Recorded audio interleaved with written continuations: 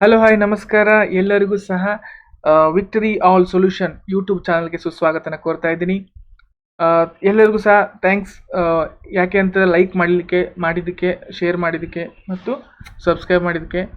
So ತುಂಬ ಜನ ವೀಡಿಯೋನ ನೋಡಿದ್ದೀರಾ, ತುಂಬ ಜನ ಸಬ್ಸ್ಕ್ರೈಬ್ ಮಾಡಿದ್ದೀರಾ. ಸೊ ಅವ್ರಿಗೆಲ್ಲರಿಗೂ ಸಹ ಥ್ಯಾಂಕ್ಸ್ ಹೇಳ್ತಾ ಇದ್ದೀನಿ. ಹಾಗೆ ಇನ್ನಷ್ಟು ಹೆಚ್ಚಿನ ಜನಗೆ ಶೇರ್ ಮಾಡಿ ಮತ್ತು ಸಬ್ಸ್ಕ್ರೈಬ್ ಮಾಡಲಿಕ್ಕೆ ಹೇಳಿ. ಹಾಗೆ ಯಾರ್ಯಾರು ಗ್ರಾಫಿಕ್ ಡಿಸೈನಿಂಗ್ ಕಲಿಬೇಕು ಅಂತ ಇಂಟ್ರೆಸ್ಟ್ ಇದ್ದಾರೋ ಅವ್ರಿಗೂ ಸಹ ಈ ಒಂದು ವಿಡಿಯೋನ ಹಂಚ್ಕೊಳ್ಳಿ, ಅವ್ರಿಗೂ ಸಹ ಹೇಳಿ ಸಬ್ಸ್ಕ್ರೈಬ್ ಮಾಡಲಿಕ್ಕೆ. ಸೊ ನಿಮ್ಮ ಒಂದು ಸಬ್ಸ್ಕ್ರೈಬ್ ಏನಾಗುತ್ತೆ ಅಂದರೆ ನಮ್ಗೆ ಇನ್ನಷ್ಟು ಸಹ ಹುಮ್ಮಸ್ಸನ್ನು ಕೊಡುತ್ತೆ. ಖಂಡಿತ ಇನ್ನೂ ಸಾಕಷ್ಟು ವಿಷಯ ಬಗ್ಗೆ ನಾವು ಚರ್ಚೆ ಮಾಡೋಣ. ಇವತ್ತು ನಾವು ಫೋಟೋಶಾಪ್ ಬಗ್ಗೆ ತಿಳ್ಕೊಳ್ಳೋಣ. ಸೊ ಫೋಟೋಶಾಪ್ ಅಂದರೆ ಏನು ಅಂತ. ಮೊದಲಿಗೆ ಫೋಟೋಶಾಪ್ ಅಂದರೆ ಏನು ಅಂತ ಹೇಳಿದ್ರೆ, Photoshop is photo editing software. ಹಾಗೆ ಇನ್ನೊಂದು ವರ್ಡಲ್ಲಿ ಹೇಳಬೇಕು ಅಂದರೆ Photoshop is raster editing software. ಹಾಗೆ ರಾಸ್ಟರ್ ಮತ್ತು ವ್ಯಾಕ್ಟರ್ ಬಗ್ಗೆ ತಿಳ್ಕೊಬೇಕು ಅಂದರೆ ಖಂಡಿತ ನನ್ನ ಒಂದು ಹಿಂದಿನ ವಿಡಿಯೋ ಇದೆ, ಅದನ್ನು ನೋಡಿಕೊಂಡು ಈ ವಿಡಿಯೋನ ನೋಡಿ. ಯಾಕೆ ಅಂತ ಹೇಳಿದ್ರೆ ನಿಮಗೆ ರಾಸ್ಟರ್ ಮತ್ತು ವ್ಯಾಕ್ಟರ್ ಅಂದರೆ ಏನು ಅನ್ನುವಂಥದ್ದು ನಿಮಗೆ ಕ್ಲಿಯರಾಗಿ ತಿಳ್ಕೊಳ್ಳಿಕ್ಕೆ ಆಗುತ್ತೆ. ಸೊ ಮೊದಲಿಗೆ ನಾವು ಫೋಟೋಶಾಪ್ ಬಗ್ಗೆ ಹೇಳೋಕ್ಕಿಂತ ಮೊದಲು ಫೋಟೋಶಾಪನ್ನು ಇಂಟ್ರೊಡ್ಯೂಸ್ ಮಾಡ್ತಿರುವಂಥದ್ದು ಅಡೋಬ್ ಕಂಪ್ನಿಯವರು. ಸೊ ಅಡೋಬ್ ತುಂಬ ಗ್ರಾಫಿಕ್ ಡಿಸೈನ್ಗೆ ಸಂಬಂಧಪಟ್ಟಿರುವಂಥದ್ದು ಅಥವಾ ವಿಡಿಯೋ ಎಡಿಟಿಂಗ್ಗೆ ಸಂಬಂಧಪಟ್ಟಿರುವಂಥ ಸಾಫ್ಟ್ವೇರನ್ನು ಇಂಟ್ರೊಡಕ್ಷನ್ ಕೊಟ್ಟಿದೆ. ಸೊ ಒಂದು ಇಂಟ್ರೊಡ್ಯೂಸ್ ಮಾಡಿರುವಂತಹ ಸಾಕಷ್ಟು ಸಾಫ್ಟ್ವೇರ್ ಬಗ್ಗೆ ಹೇಳಬೇಕು ಅಂತಂದರೆ ಅಡೋಬ್ ಪ್ರೈಮರ್, ಇನ್ ಡಿಸೈನ್, ಪೇಜ್ ಮೇಕರ್, ಫೋಟೋಶಾಪ್, ಹಾಗೆ ಆಫ್ಟರ್ ಎಫೆಕ್ಟ್, ಇನ್ನು ಈ ಥರ ಸಾಕಷ್ಟು ಅಡೋಬ್ ಇಲ್ಲುಸ್ಟ್ರೇಟರು ಸಾಕಷ್ಟು ಸಾಫ್ಟ್ವೇರ್ಗಳನ್ನು ಇಂಟ್ರೊಡ್ಯೂಸ್ ಮಾಡಿದೆ. ಹಾಗೆ ಅದರಲ್ಲಿ ತುಂಬ ಪಾಪ್ಯುಲರ್ ಆಗಿರುವಂಥದ್ದು ಅಂತ ಹೇಳಿದ್ರೆ ಫೋಟೋ ಎಡಿಟಿಂಗ್ಗೆ ಸಂಬಂಧಪಟ್ಟಿರುವಂಥ ಸಾಫ್ಟ್ವೇರ್ಗಳಲ್ಲಿ ತುಂಬ ಪಾಪ್ಯುಲರ್ ಆಗಿರುವಂಥದ್ದು ಫೋಟೋಶಾಪು. ಆಲ್ಮೋಸ್ಟ್ ವರ್ಲ್ಡಲ್ಲೆಲ್ಲ ತುಂಬ ಫೋಟೋ ಎಡಿಟಿಂಗ್ಗೆ ಸಂಬಂಧಪಟ್ಟ ಎಲ್ಲ ಡಿಸೈನ್ಗಳಿಗೋಸ್ಕರ ಫೋಟೋಶಾಪನ್ನು ಬಳಕೆ ಮಾಡ್ತಾರೆ. ಈವನ್ ಸ್ಟುಡಿಯೋದಲ್ಲಿ ತುಂಬ ಫೋಟೋಶಾಪ್ನ ಬಳಕೆ ತುಂಬ ಇರುತ್ತೆ.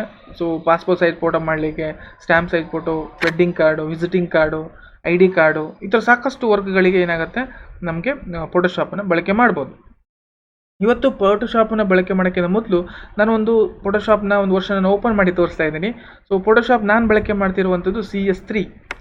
ಸೊ ತುಂಬ ಕನ್ಫ್ಯೂಷನ್ ಇದೇನಿರುತ್ತೆ ಅಂತ ಹೇಳಿದ್ರೆ ನಾನು ಯಾವ ವರ್ಷನನ್ನು ಕಲಿಬೇಕು ಅಂತ.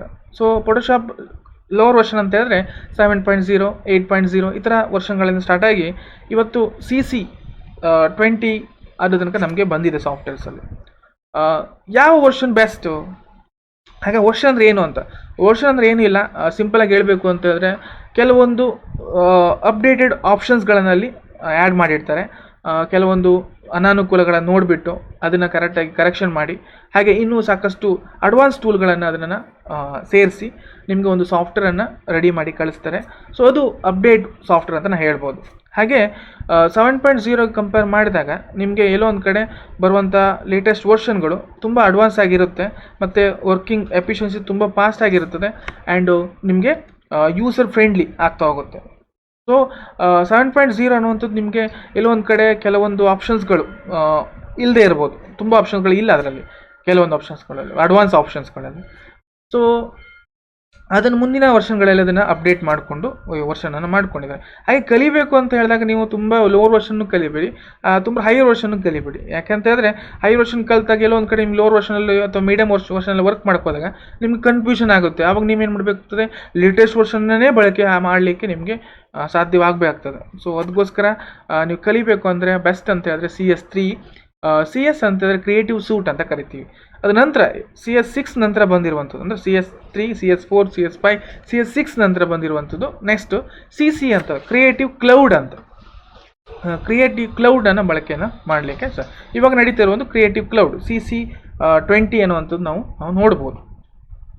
ಓಕೆ, ಈಗ ನಾವು ಇಂಟ್ರೊಡಕ್ಷನ್ ಕೊಡೋಣ. ಮೊದಲಿಗೆ ಬಂದುಬಿಟ್ಟು title bar, minimize, maximize, close, ಹಾಗೆ menu bar, okay, file menu, edit menu, image menu, ಈ ಥರ ಸಾಕಷ್ಟು ಮೆನ್ಯೂಸ್ಗಳು ನಿಮಗೆ ಕಾಣಿಸುತ್ತೆ. ನಾನು ಮುಂದೆ ಒಂದೊಂದು ಪ್ರಾಕ್ಟಿಕಲ್ ಕ್ಲಾಸ್ ಜೊತೆಗೆ ಒಂದೊಂದು ಮೆನ್ಯೂಸ್ ಬಗ್ಗೆ ನಾನು ನಿಮಗೆ ಹೇಳ್ಕೊಡ್ತೀನಿ. ಹಾಗೆ ನಿಮಗೆ ರೈಟ್ ಸೈಡಲ್ಲಿ ನಿಮಗೆ ಒಂದು ಪ್ಯಾಲೆಟ್ಸ್ಗಳು ಕಾಣಿಸುತ್ತೆ. ಪ್ಯಾಲೆಟ್ಸ್ ತಟ್ಟೆ ಅಂತ ಕರಿತೀವಿ ನಾವು. ಓಕೆ, ಲೇಯರ್ ಪ್ಯಾಲೆಟು, ಕಲರ್ ಪ್ಯಾಲೆಟು, ಸ್ಟೈಲ್ ಪ್ಯಾಲೆಟು, ಈ ಥರ ಸಾಕಷ್ಟು ಆ್ಯಕ್ಷನ್ ಪ್ಯಾಲೆಟು.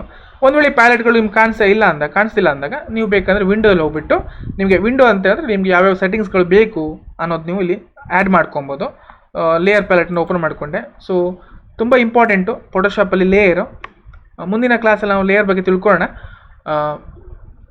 ಓಕೆ, ಸೊ ನೆಕ್ಸ್ಟ್ ಬಂದುಬಿಟ್ಟು ನಿಮಗೆ ಇಲ್ಲಿ ಟೂಲ್ ಬಾಕ್ಸಲ್ಲಿ ನಿಮಗೆ ಸಾಕಷ್ಟು ಟೂಲ್ಸ್ಗಳು ಕಾಣಿಸುತ್ತೆ. ನಿಮ್ಗೆ ಇದನ್ನು ಹಾರಿಜಾಂಟಲಿ ವರ್ಟಿಕಲಿ ಬೇಕಾದ್ರೆ ನೋಡ್ಕೊಬೋದು.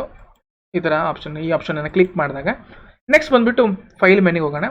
ಸೊ ಫೈಲ್ ಮೇಲೆ ಹೋದಾಗ ನಿಮಗೆ ಬರ್ತಾ ಇರುವಂಥ ನೀವು ಅಂತೇಳಿ ಯಾಕೆ ಇದು ಇಂಪಾರ್ಟೆಂಟು ಅಂತಂದರೆ, ನಾವು ಪ್ರತಿಯೊಂದು ಸಾಫ್ಟ್ವೇರನ್ನು ಓಪನ್ ಮಾಡೋಕ್ಕಿಂತ ವರ್ಕ್ ಮಾಡೋಕ್ಕಿಂತ ಮೊದಲು ನಿಮಗೆ ಅಲ್ಲಿ ಡಾಕ್ಯುಮೆಂಟ್ ಸೆಟಪ್ಪನ್ನು ನಾವು ತಿಳ್ಕೊಬೇಕಾಗ್ತದೆ. ಯಾಕೆ ಯಾವ ಆಪ್ಷನ್ ತೊಗೊಬೇಕು, ಯಾಕೆ ಮೆಜರ್ಮೆಂಟ್ ಎಷ್ಟು ಕೊಡಬೇಕು, ಮತ್ತು ಅಲ್ಲಿರುವಂಥ ಕಂಟೆಂಟ್ಸ್ಗಳು ಹೇಗೆ ಇರುತ್ತೆ ಅನ್ನೋದು ನೋಡ್ಕೊಂಬರೋಣ. ಮೊದಲಿಗೆ ನೀವು ಅಂತ ಒಂದು ಆಪ್ಷನನ್ನು ಕ್ಲಿಕ್ ಮಾಡಿದಾಗ ನಮಗೊಂದು ನ್ಯೂ ವಿಂಡೋ ಓಪನ್ ಆಗುತ್ತೆ.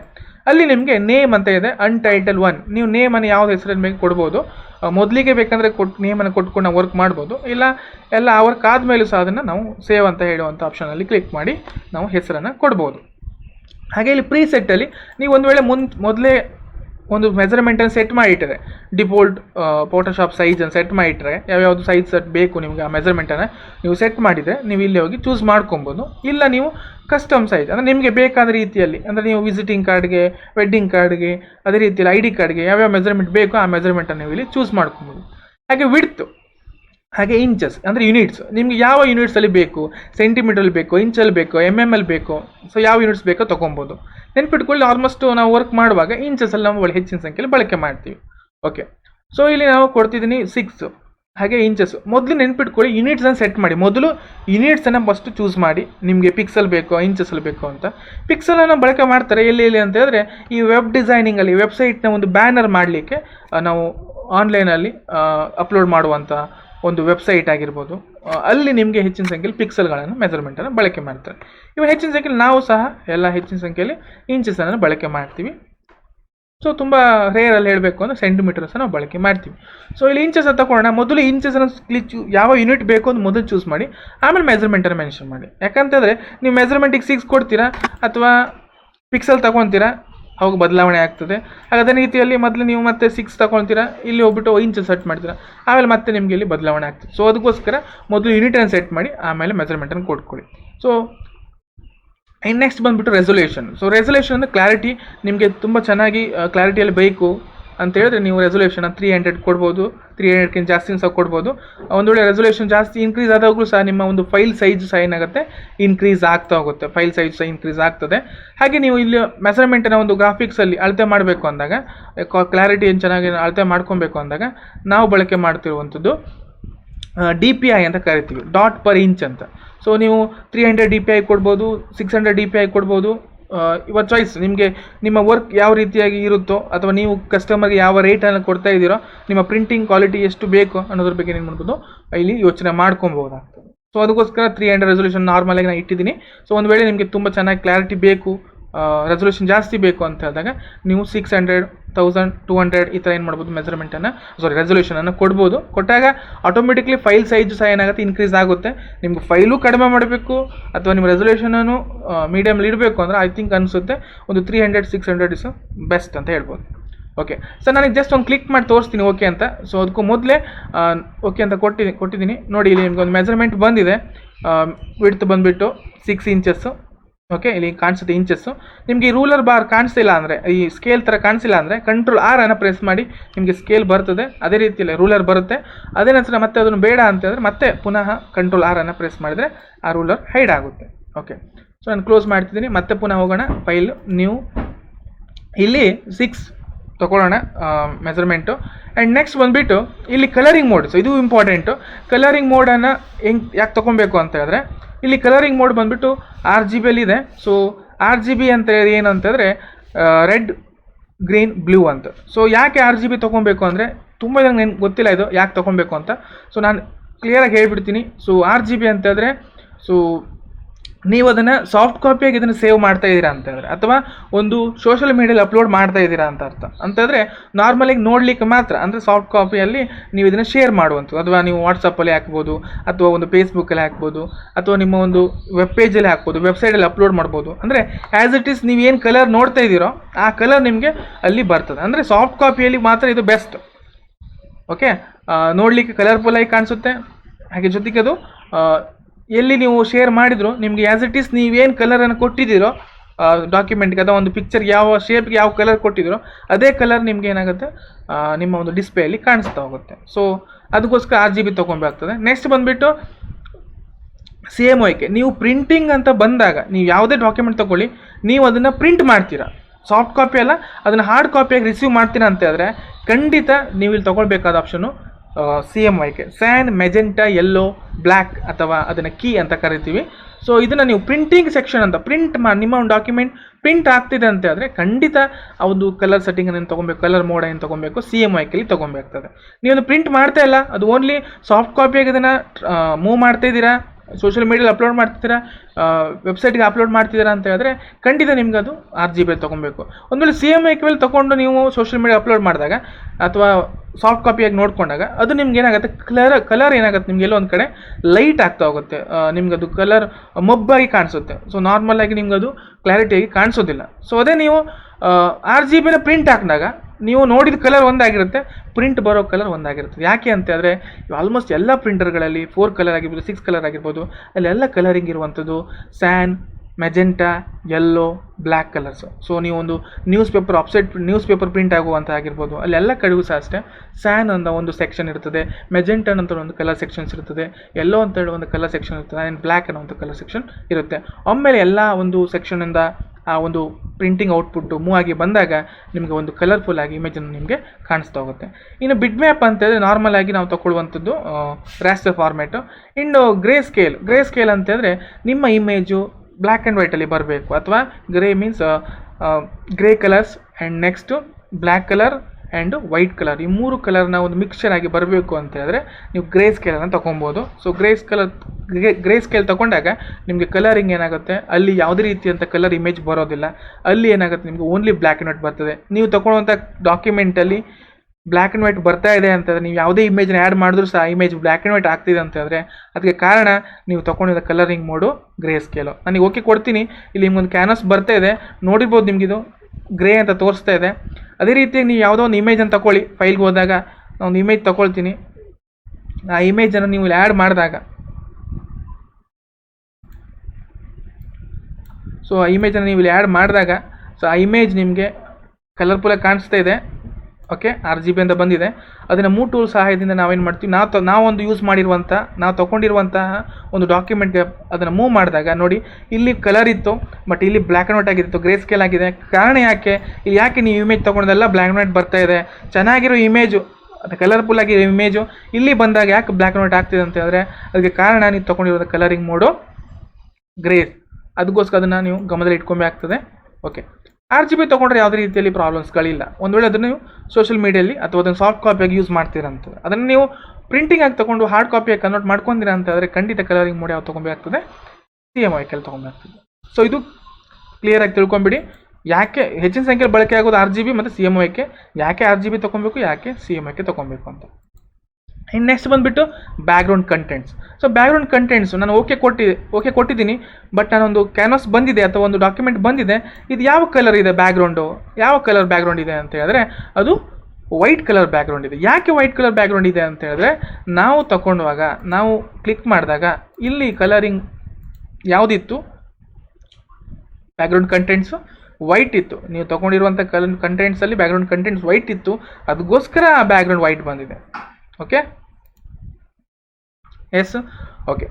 ಸೊ ಒಂದು ವೇಳೆ ನಿಮಗೆ ಬ್ಯಾಕ್ಗ್ರೌಂಡ್ ಕಲರು ಬೇರೆ ಬೇಕು, ಬ್ಲೂ ಬೇಕು, ನೀವು ಡಾಕ್ಯುಮೆಂಟ್ ತಗೊಳ್ಳುವಾಗಲೇ ನಿಮ್ಮ ಬ್ಯಾಕ್ಗ್ರೌಂಡ್ ಕಲರು ಬ್ಲೂ ಬೇಕು ಅಂದಾಗ ಮೊದಲು ನಾವು ಟೂಲ್ ಬಾಕ್ಸ್ ಸೆಟ್ಟಿಂಗ್ ತಿಳ್ಕೊಂಬರೋಣ. ಇಲ್ಲಿ ನೀವು ನೋಡಿರ್ಬೋದು ಕಲರ್ ಕಾಣಿಸ್ತಾ ಇದೆ ನಿಮಗೆ, ಇಲ್ಲಿ ಬ್ಲ್ಯಾಕ್ ಕಲರ್, ಹಾಗೆ ನಿಮಗೆ ವೈಟ್ ಕಲರ್ ಬರ್ತದೆ. ಇದನ್ನು ಏನು ಕರಿತೀವಿ ನಾವು ಅಂತಂದರೆ ಫಸ್ಟ್ ಇರುವಂಥ ಕಲರ್, ಮೊದಲು ಏನಿದೆ ಅಲ್ಲ ಕಲರ್ ಬಾಕ್ಸು, ಅದನ್ನು ಫಾರ್ಗ್ರೌಂಡ್ ಕಲರ್ ಅಂತ ಕರಿತೀವಿ, ಇನ್ನೊಂದು ನಾವು ಬ್ಯಾಕ್ಗ್ರೌಂಡ್ ಕಲರ್ ಅಂತ ಕರಿತೀವಿ. So foreground colour and background colour. So ಇದು ಕಲರ್ನ ಎಕ್ಸ್ಚೇಂಜ್ ಮಾಡಬೇಕು ಅಂದಾಗ ನೀವು ಕೀಬೋರ್ಡಲ್ಲಿ X ಅಂತ ಟೈಪ್ ಮಾಡ್ಬೋದು, ಇಲ್ಲ ಅಂತ ಹೇಳಿದ್ರೆ ನೀವು ಇಲ್ಲಿ ನೋಡಿ ಇಲ್ಲಿ ಕಾಣಿಸುತ್ತೆ ಕಲರನ್ನು ನೀವು ಬದಲಾವಣೆ ಮಾಡ್ಕೊಬೋದು. ಅಂದರೆ ಫಾರ್ಗ್ರೌಂಡ್ ಕಲರ್ ಬ್ಯಾಕ್ಗ್ರೌಂಡ್ ಮಾಡ್ಬೋದು, ಬ್ಯಾಕ್ಗ್ರೌಂಡ್ ಕಲರ್ ಫಾರ್ವರ್ಡ್ ಮಾಡ್ಬೋದು. ಈ ಥರ ಕಲರನ್ನು ನೀವು ಡಿಫ್ರೆನ್ಸ್ ಮಾಡ್ಕೊಬೋದು. ನೆನ್ಪಿಟ್ಕೊಳ್ಳಿ, ಮೊದಲೇ ಇರುವಂಥ ಕಲರ್ ಬ್ಯಾಕ್ಗ್ರೌಂಡ್ ಕಲರ್ ಅಲ್ಲ, ಇದು ಫಾರ್ವರ್ಡ್ ಕಲರು. ಅದ್ರ ಹಿಂದೆ ಇರುವಂಥ ಕಲರ್ ಯಾವುದಿರುತ್ತದೆ, ಬ್ಯಾಕ್ಗ್ರೌಂಡ್ ಕಲರ್. ನಿಮಗೆ ಒಂದು ವೇಳೆ ಬ್ಲೂ ಕಲರ್ ಬ್ಯಾಕ್ಗ್ರೌಂಡ್ ಬೇಕು ಅಂದಾಗ ಮೊದಲಿಗೆ ನಿಮ್ಮ ಒಂದು ಕಲರ್ ಸೆಟ್ಟಿಂಗಲ್ಲಿ ಬನ್ನಿ, ಇಲ್ಲಿ ಸೆಟ್ ಆಫ್ ಬ್ಯಾಕ್ಗ್ರೌಂಡ್ ಕಲರ್ ಅಂತಿದೆ, ಇಲ್ಲಿ ಕ್ಲಿಕ್ ಮಾಡಿಬಿಟ್ಟು ನಿಮ್ಗೆ ಯಾವ ಕಲರ್ ಬೇಕು ಅನ್ನೋ ಕಲರ್ನ ಚೂಸ್ ಮಾಡಿ. ನಾನು ಬ್ಲೂ ಕಲರ್ನ ಚೂಸ್ ಮಾಡಿದ್ದೀನಿ, ಓಕೆ ಕೊಡಿ. ಓಕೆ, ಈಗ ಯಾವ ಕಲರ್ ಆಗಿದೆ, ಬ್ಯಾಕ್ಗ್ರೌಂಡ್ ಕಲರು ಬ್ಲೂ ಕಲರ್ ಆಗಿದೆ. ಈಗ ನಾನು ಫೈಲ್ಗೆ ಹೋದಾಗ ನೀವು ಒಂದು ತಗೊಂಡಾಗ ಇಲ್ಲಿ ಬ್ಯಾಕ್ಗ್ರೌಂಡ್ ಕಂಟೆಂಟ್ಸನ್ನು ನಾನು ಏನು ತೊಗೊಳ್ತೀನಿ ಅಂತ ಹೇಳಿದ್ರೆ, ಯಾವ ತೊಗೊಳ್ತೀನಿ, ಬ್ಯಾಕ್ಗ್ರೌಂಡ್ ಕಂಟೆಂಟ್ಸನ್ನು ಬ್ಯಾಕ್ಗ್ರೌಂಡ್ ಅಂತ ತೊಗೊಳ್ತೀನಿ. ನೋಡಿ ಬಿಟ್ಕೊಳ್ಳಿ, ಇಲ್ಲಿ ಬ್ಯಾಕ್ಗ್ರೌಂಡ್ ಅಂತ ತೊಗೊಂಡಿದ್ದೀನಿ. ಈಗ ಓಕೆ ಕೊಟ್ಟಾಗ ಯಾವ್ದು ಕಲರ್ ಬರುತ್ತೆ, ಬ್ಲೂ ಕಲರ್ ಬರುತ್ತೆ. ಯಾಕೆ ಇಲ್ಲಿ ಬ್ಲೂ ಕಲರ್ ಬಂತು ಅಂತ ಹೇಳಿದ್ರೆ ನಾವು ಕಲರಿಂಗ್ ಸೆಟ್ಟಿಂಗಲ್ಲಿ ಬ್ಯಾಕ್ಗ್ರೌಂಡ್ ಕಲರ್ ಯಾವ್ದು ತೊಗೊಂಡಿದ್ವಿ, ಬ್ಲೂ ತೊಗೊಂಡಿದ್ವಿ.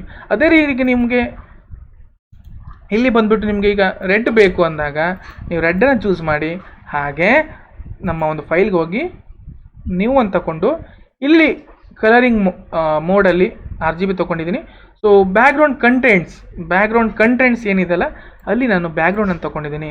ನೀವು ಒಂದು ವೇಳೆ ಕಲರ್ ಸೆಟ್ಟಿಂಗ್ ಯಾವುದೇ ಇರಲಿ, ಇಲ್ಲಿ ರೆಡ್ ಆದರೂ ಇರ್ಬೋದು, ಬ್ಲ್ಯಾಕ್ ಆದರೂ ಇರ್ಬೋದು, ಯಾವ ಕಲರ್ ಬೇಕಾಗಲಿ, ನಿಮಗೆ ಬ್ಯಾಕ್ಗ್ರೌಂಡ್ ವೈಟಲ್ಲಿ ಬರಬೇಕು ಅಂದಾಗ ನೀವು ಮೊದಲ ಆಪ್ಷನ್ಸ್ ವೈಟ್ ಬ್ಯಾಕ್ಗ್ರೌಂಡ್ ಓಕೆ ಕೊಟ್ಟಾಗ ನಿಮ್ಗೇನಾಗುತ್ತೆ, ನೀವು ಕಲರ್ ಸೆಟ್ಟಿಂಗ್ ಯಾವುದೇ ಇರಲಿ ಬಟ್ ವೈಟೇ ಬಂದಿದೆ. ಯಾಕೆ ವೈಟೇ ಬಂದಿದೆ ಅಂತ ಹೇಳಿದ್ರೆ ನೀವು ಬ್ಯಾಕ್ಗ್ರೌಂಡ್ ಕಂಟೆಂಟ್ಸ್ ಯಾವ್ದು ತೊಗೊಂಡಿದ್ರಿ, ವೈಟ್ ತೊಗೊಂಡಿದ್ರಿ. ಸೊ ಇದನ್ನು ನೆನ್ಪಿಟ್ಕೊಬೇಕಾಗ್ತದೆ, ಯಾವಾಗ ಬ್ಯಾಕ್ಗ್ರೌಂಡ್ ಕಂಟೆಂಟ್ಸ್ ವೈಟ್ ಆಗಿರಬೇಕು ಅಂತ. ಅದ ನಂತರ ನೆಕ್ಸ್ಟ್ ಬರುವಂಥದ್ದು ಟ್ರಾನ್ಸ್ಪರೆಂಟ್. ಸೊ ಟ್ರಾನ್ಸ್ಪರೆಂಟ್ ಅಂತ ಹೇಳಿದ್ರೆ ನಿಮಗೆ ಕಲರ್ಸ್ ಏನೂ ಇರೋದಿಲ್ಲ, ಟ್ರಾನ್ಸ್ಪರೆಂಟ್ ಪಾರದರ್ಶಕವಾಗಿರ್ತದೆ. ಸೊ ಆ ಥರ ಆಪ್ಷನ್ಸನ್ನು ಬೇಕು ಅಂದಾಗ ನಿಮಗೆ ಇಲ್ಲಿ ಚೂಸ್ ಮಾಡ್ಕೊಬೋದು. ಇದು ನೆನ್ಪಿಟ್ಕೊಳ್ಳಿ, ಹೆಚ್ಚಿನ ಸಂಖ್ಯೆಯಲ್ಲಿ ಕಟ್ಟಿಂಗ್ಸ್ ಎಲ್ಲ ಮಾಡಲಿಕ್ಕೆ ನಮಗೆ ಇದು ತುಂಬ ಯೂಸ್ಫುಲ್ ಆಗ್ತದೆ. ನಾರ್ಮಲಾಗಿ ಇದನ್ನೆಲ್ಲ ವರ್ಕ್ ಮಾಡಲಿಕ್ಕೆ ನಮ್ಗೆ ಕಟ್ಟಿಂಗ್ಸ್ ಎಲ್ಲ ಮಾತ್ರ ಇದು ಬ್ಯಾಕ್ಗ್ರೌಂಡ್ ಚೇಂಜ್ ಮಾಡುವಂಥ ವರ್ಕೆಲ್ಲ ಇದ್ದಾಗ ನಮ್ಗೆ ಇದನ್ನು ಬಳಕೆ ಮಾಡ್ತೇವೆ. ಸೊ ನೆನ್ಪಿಟ್ಕೊಳ್ಳಿ, ಬ್ಯಾಕ್ಗ್ರೌಂಡ್ ಕಲರ್ ಯಾವ ಕಲರ್ ಬೇಕು ಆ ಕಲರ್ ನೀವು ಚೂಸ್ ಮಾಡ್ಕೊಬೇಕು ಅಂದರೆ ಮೊದಲು ಬ್ಯಾಕ್ಗ್ರೌಂಡನ್ನು ಸೆಟ್ ಮಾಡ್ಕೊಳ್ಳಿ, ಇಲ್ಲಿ ಯಾವ ಕಲರ್ ಬೇಕು ಆ ಕಲರು. ಅದೇ ರೀತಿಯಲ್ಲಿ ನೆಕ್ಸ್ಟು ನಮ್ಮ ಒಂದು ಡಾಕ್ಯುಮೆಂಟ್ ಸೆಟಪಲ್ಲಿ ಹೋಗ್ಬಿಟ್ಟು ನೀವು ಬ್ಯಾಕ್ಗ್ರೌಂಡ್ ಕಂಟೆಂಟ್ಸನ್ನು ತೊಗೊಬೇಕು. ಬ್ಯಾಕ್ಗ್ರೌಂಡ್ ಕಲರ್ ಅಂದರೆ ಬ್ಯಾಕ್ಗ್ರೌಂಡ್ ಕಲರ್ ಯಾವ್ದು ಇರುತ್ತೋ ಆ ಕಲರ್ ಬರುತ್ತೆ. ನೀವು ಬ್ಯಾಕ್ಗ್ರೌಂಡ್ ಕಲರ್ ಗ್ರೀನ್ ಇತ್ತಂದರೆ ಇಲ್ಲಿ ಬ್ಯಾಕ್ಗ್ರೌಂಡ್ ಕಲರ್ ಆಟೋಮೆಟಿಕ್ಲಿ ಗ್ರೀನ್ ಬರುತ್ತೆ. ಸೊ ನಿಮಗೆ ಇದ್ರಲ್ಲಿ ಯಾವುದೇ ಕಲರ್ ಇದ್ದರೂ ಸಹ ನಿಮ್ಗೆ ವೈಟೇ ಬರಬೇಕು ಅಂದರೆ ನೀವು ಮೊದಲ ಆಪ್ಷನ್ ಚೂಸ್ ಮಾಡಿ. ಸೊ ಖಂಡಿತ ನಿಮ್ಗೆ ಏನಾಗುತ್ತೆ, ವೈಟ್ ಕಲರಲ್ಲಿ ಬರ್ತದೆ. ಸೊ ಇವಿಷ್ಟು ಡಾಕ್ಯುಮೆಂಟ್ ಸೆಟಪ್ ಮಾಡುವಂಥದ್ದು ಫೋಟೋಶಾಪಲ್ಲಿ ಹೇಗೆ ಡಾಕ್ಯುಮೆಂಟ್ಸ್ ತೊಗೊಬೇಕು, ಹಾಗೆ ಯಾಕೆ RGB ತೊಗೊಬೇಕು, ಯಾಕೆ CMYK ತೊಗೊಬೇಕು ಅಂತ ಇವಿಷ್ಟು ಫೋಟೋಶಾಪ್ನ ಈ ಹೊತ್ತಿನ ಕ್ಲಾಸ್ ಆಗಿರ್ತದೆ. ನೆನ್ಪಿಟ್ಕೊಳ್ಳಿ, ಖಂಡಿತ ವೀಡಿಯೋ ನೋಡೋರು ಎಲ್ಲರಿಗೂ ಹೇಳ್ತಾ ಇದ್ದೀನಿ, ಖಂಡಿತ ಮತ್ತೆ ಆ ವೀಡಿಯೋ ನೋಡಿ ಅದನ್ನು ಪ್ರಾಕ್ಟೀಸ್ ಮಾಡಿ, ಅದನ್ನು ತಿಳ್ಕೊಳ್ಳಿ ಕರೆಕ್ಟಾಗಿ. ಅದ ನಂತರ ಮುಂದೆ ನಿಮಗೆ ಬರುವಂಥ ಎಲ್ಲ ಕ್ಲಾಸ್ಗೂ ಸಹ ನಮಗೆ ಈಸಿ ಆಗ್ತಾ ಹೋಗುತ್ತೆ. ಸೊ ಯಾವುದೇ ಕಾರಣಕ್ಕೂ ವೀಡಿಯೋನ ಸ್ಕಿಪ್ ಮಾಡೋಕ್ಕೆ ಹೋಗ್ಬಿಡಿ. ಯಾಕೆ ಯಾವ್ಯಾವ ಸೆಟ್ಟಿಂಗ್ಸನ್ನು ಹೇಗೆ ತೊಗೊಬೇಕು ಅಂತ ಇನ್ನೂ ಸಾಕಷ್ಟು ಫೋಟೋಶಾಪಲ್ಲಿ ಅಡ್ವಾನ್ಸ್ ಟೂಲ್ಸ್ಗಳ ಬಗ್ಗೆ ಇದೆ. ಆ ಟೂಲ್ಸ್ ಬಗ್ಗೆ ನಿಮಗೆ ಯಾಕೆ ಆ ಟೂಲ್ಸ್ ಬಳಕೆ ಆಗುತ್ತೆ, ಅದನ್ನು ರಿಯಲ್ ಯೂಸ್ ಏನು, ಯಾಕೆ ಅದನ್ನು ಬಳಕೆ ಮಾಡ್ಬೋದು ಅನ್ನೋ ಬಗ್ಗೆ ಸಂಪೂರ್ಣವಾಗಿ ಹೇಳ್ಕೊಡ್ತೀನಿ. ಸೊ ಖಂಡಿತ ವಿಡಿಯೋನ ಲೈಕ್ ಮಾಡಿ,